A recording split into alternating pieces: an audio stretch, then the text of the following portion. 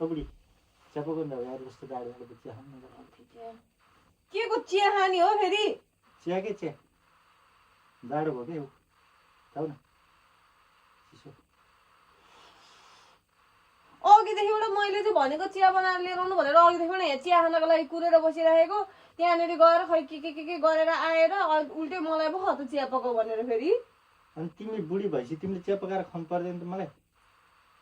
कस्तो कुरा गरेर होला यो मान्छेको त कपाल सबै भुताल दिनु पर्यो कि कपाल पनि छैन फेरि सुक्ने अघि मैले त्यहाँनिर घरमा आउने बित्तिकै यत्रो सामान बोकेर लिएर आएँ हात यस्तो रातो भयो बुढा चिया बनाउनु भन्दाखेरि ल भनेर मन भएको कि होइन म यहाँ चिया कुरेर बसिरहेको लोनीलाई चिया पकाएर खुवाउनु पर्दैन त सोहेनलाई चिया पकाएर खुवाउनु पर्दैन किन कुरा गर्ने मैले बिहे गरेर लिएर आएको होइन तिमीलाई यो घर अनि तिमीले मलाई चिया म नआएको भए तपाईँले कसरी बिहे गरेर ल्याउनुहुन्थ्यो म आएर त बिहे गरेर ल्याउनु भयो अर्काको कपाल भुत्लाउने खालि ताप्लो बनाइदिने कसो कपाल भुताल्न जाने त आफ्नो कपाल भुताल्दाखेरि दुख्छ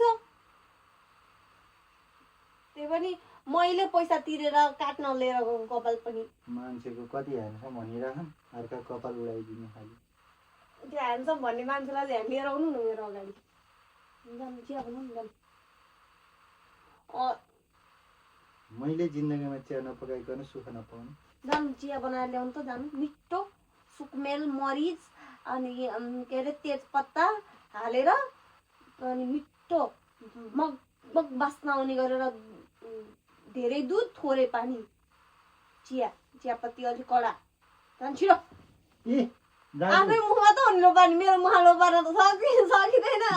खै एकचोटि फेरि गर्नु त कस्तो सुहाएको एकचोटि फेरि गर्नु त एकचोटि फेरि गर्नु न कस्तो सुहाएको कस्तो रे खै कस्तो रे मलाई बस्न दिन म गएँ मेरो मुखमा यस्तो गर्न त सक्नु नि पर्ने तेरो आफ्नै मुखमा